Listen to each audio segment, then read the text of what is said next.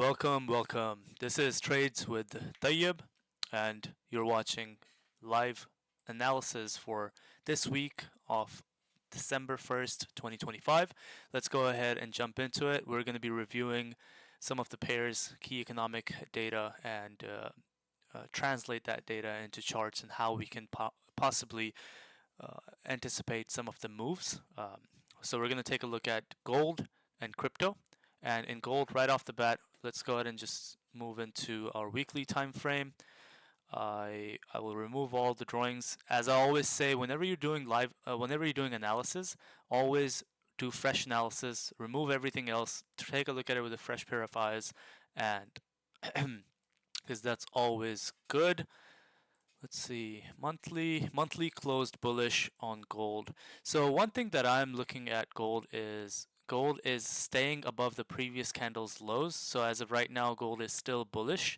Although we created a high, we haven't gotten to that high of gold that we created back in October. And this candle, let's say, sort of like a weaker candle because it should have filled the range all the way to this previous candle.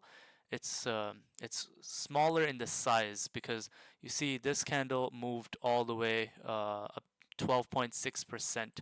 This candle moved again 14%, and this candle only moved about 8%. So the volume is slowing down just a bit. Maybe it's because of the holidays. If we take a look at on a daily time frame, we have some sort of resistance that we tried to break above. We broke up and closed above the previous resistance.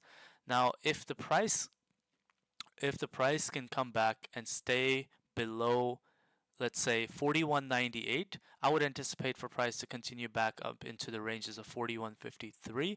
What does that mean on a lower time frame? Sort of, we're in the range right now on the lower time frame. When I said lower, I'm coming back down from weekly, so we're at 4-hour time frame as you see on the top left hand side. And we're in a range. We try to break below and close below, but no, it went back up. On an hourly, same thing.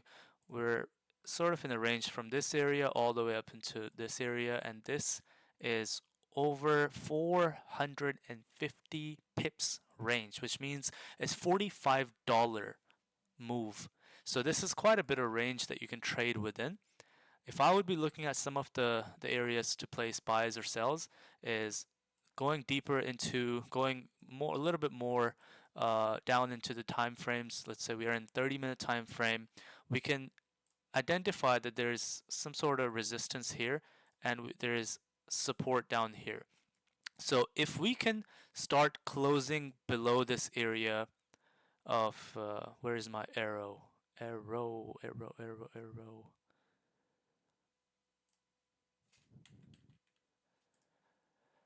Let's see.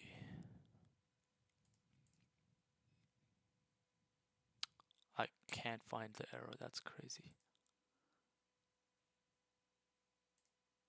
There it is.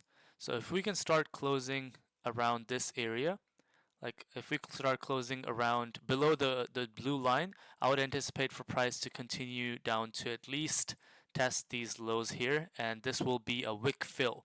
See, the difference between a wick fill and a rejection is when you're in the moment. Let's say if this candle, the red candle right here, and it comes all the way here, and at this point, this little stick here is a rejection area. The price can come down and reject from.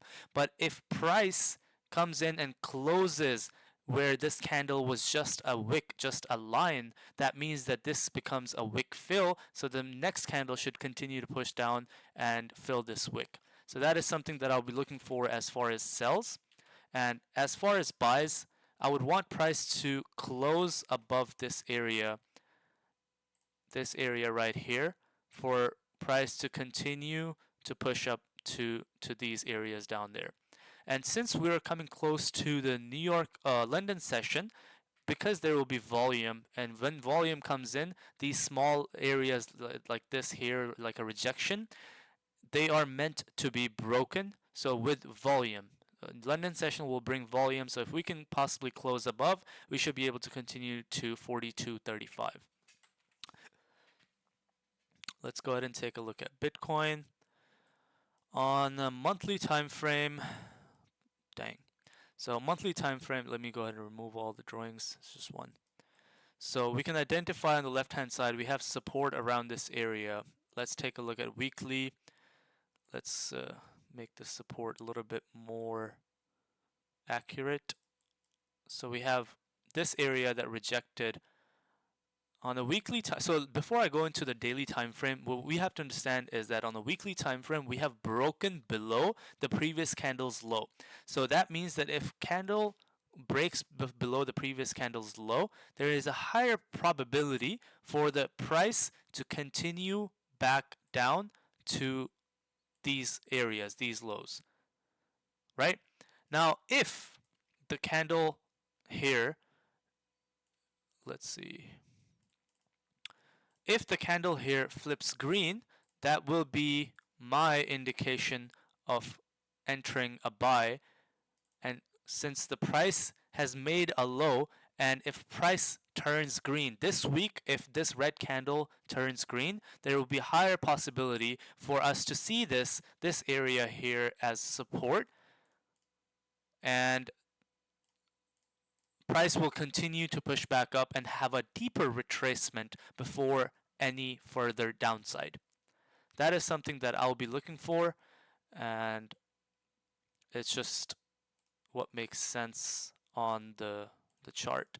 So again, when price breaks below a certain area, there's a higher probability it should continue back, down. But if it starts turning green, then there is a higher possibility then that candle should continue back in these ranges here and should have a deeper retracement. Let's go ahead and I want to take a look at last week's analysis. So I drew these zones, and this was at that point was just that, hey, what if price comes back here and returns from here? So basically the idea was expecting crypto to range between 3K and 2.7. That's exactly what happened. The analysis were right on this point. We're back in 2800, but today we went into 2700 and the highs were 3000. So this statement stays, and I think it should stay still valid for now, because we're just in a range. And anybody that says this is a long-term buying opportunity either has more knowledge than anybody else out there, or is just not looking at charts and just looking at listening to their relatives. Because the reason why I say this is that we have a low here. Let me remove these drawings first. So we have a low right here, okay? Now, in order for a trend to move from downwards to upwards, it should break the previous highs, because that's the shift of the structure, right? So I would want, if the price is going to continue back in this direction, I would want the structure to be broken. I would want the structure to be broken for price to come back into, let me see, something like, keep drawing, okay. So something like this, come up here, bounce back. This will be sort of like a support, and then that's when this becomes a support, right? This is the most recent low. You have to understand 33,000 is the most recent low. This low has to be broken, and then it has to be respected as a resistance, as a support for the next candle to continue to push back up, and this area here will be something of a buying opportunity right here. Before that, there is no way you can say, oh, this is an uptrend. Sure, you can buy from here and it might go up and then it continue to push down and you made a little bit of money, but you can't say that this is a shift of momentum, shift of a trend. So this is what I would like to see on Ethereum, based on the structure. And there is a possibility of this happening. It's just, instead of me saying that, oh, this will happen, I'm saying wait for buying confirmation before you buy blindly. Once the price action tells you it gives you enough information for you to say, okay, it makes sense for me to buy, then buy. And this is what makes sense. Okay. ZEC USD. ZEC is on a free fall right now. Let me remove all of these drawings. On a monthly candle, we have already broken below the previous candle's low. So this was the previous candle's low right here. And we have broken this low on a weekly time frame. See, look at the selling momentum here, right? We have one big red candle following by this big red candle that didn't even have a wick. When a wick, see this wick, the stick here is called a wick. That's where price was at one point. If this red candle goes all the way up and starts becoming green, all of this red will be a wick, will be a stick. So this candle here, the middle red candle, is just pure selling orders. There is no wick. Wick means that there is no buying pressure. This candle on last 7 days closed just sell, sell, sell, sell, sell. So you have to understand when there is that kind of volume in the market, you don't want to go in blindly, oh, there is a support in this area, I should buy it. No, because you see how many sellers there are in the market, right? So you have to wait for a confirmation at that point before you start buying. So if we take a look at on the left hand side, we come down to this area, and this is sort of a rejection. Now, what I would want to do, instead of just day trading, if you're looking at something snooze, if you're looking at something like to hold for a couple of days, which some of the members do in our WhatsApp group. Also, if you haven't joined the WhatsApp group, go ahead and join. I'll drop the link in the description, and you can join, or you can just follow me on Instagram, and I'll get you the WhatsApp link. But yeah, so if you're holding for a couple of days, I would want some sort of rejection from this area for price to have a little bit of retracement. Again, understand that this is a downtrend. Buying is always going to be riskier. So if you are trading, you have to have more confirmations that why should I buy this instead of blindly. So some sort of like a green candle respecting this support area for price to maneuver back up and have a little bit of retracement. That will be something that's something I'll be looking forward to. See, on the smaller time frame, we had this sort of consolidation. Consolidation is when just price is moving sideways. So we have some sort of consolidation. We're breaking below the consolidation. So we're breaking out of consolidation, and we're not going up, we're going down, which means that it's still heavy selling pressure, but we have quite a bit of reactive candles. We have quite a bit of reactions here on the left hand side, and that's something that I would want to see, a reaction for price to continue back up to 367. That's something that I'll be looking forward to. In fact, I am going to have an alert set up here to give me, please try saving crossing only once.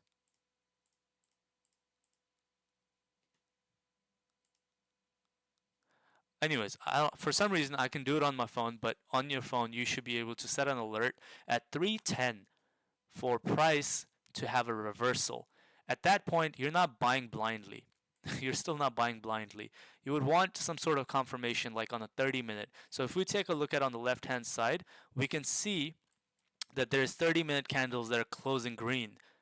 So we could have that as a confirmation. So once a 30-minute candle closes green, at that point, so around 311, at that point you should be able to continue for a buy for price to continue back up into 366.07.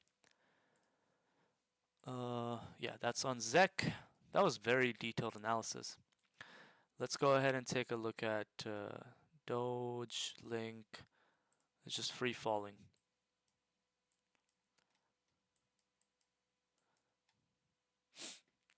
I still believe that there will be a relief rally or whatever you want to call it, that this area, if we can hold $11 on Link, we should be able to continue to back up into the new highs. or I would say back into the $20 ranges. Let's go ahead and take a look at some of the market analysis for this week. As we've just came back from Thanksgiving, let's take a look here. On USD, we have USD ISM manufacturing PMI. That was today. So actually, it came out negative. Yeah, it came out just a bit negative. 9 a.m. Let's see, gold.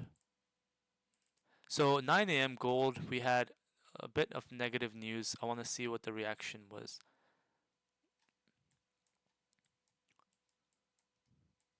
So this was the candle. This was the 9 a.m. candle. This is the 9:15 candle. Okay. It didn't really move a lot. So I mean, some news impacts, they don't move as much. I try to study these just, make sure next time I see it, I will know what happened so I can have that as edge to the market while I'm trading. So we have not NFP, non-farm employment. NFP is going to be on Friday. Yeah, December. NFP is going to be on Friday, unemployment. So we have some news that are coming up. We have non-farm employment. That's whoa, from previous 42 now forecasted at only 7. If that is true, either price will move a lot in the pre-New York session, or if the 7K is, let's say, if it's too lowered, if the number is too low and the price, market, the news come in higher, then I wouldn't say there will be a lot of movement pre-New York, but there will be a lot of movement happening because of this news event at 7:15 a.m. We have ISM services PMI Thursday, unemployment claims. So unemployment claims, every news they're saying is just going to be a bit higher than last time, a bit higher than last time. And some of these, because market, sometimes predicts that, because the economy, because this and that, unemployment is higher, so sometimes price is already it's already priced in. The news is already priced in, which means that you will see gold going up before the news, which means that the unemployment was the traders are buying because they think unemployment is going to be lower. Sorry, unemployment is going to be higher, and that will drive USD lower. Then Friday we have core unemployment rate for CAD, consumer inflation expectation. Okay. All right, with that, I'm going to conclude this video at 17 minutes, 18 minutes, and I'll see you guys tomorrow on New York session. Until then, take care. Peace.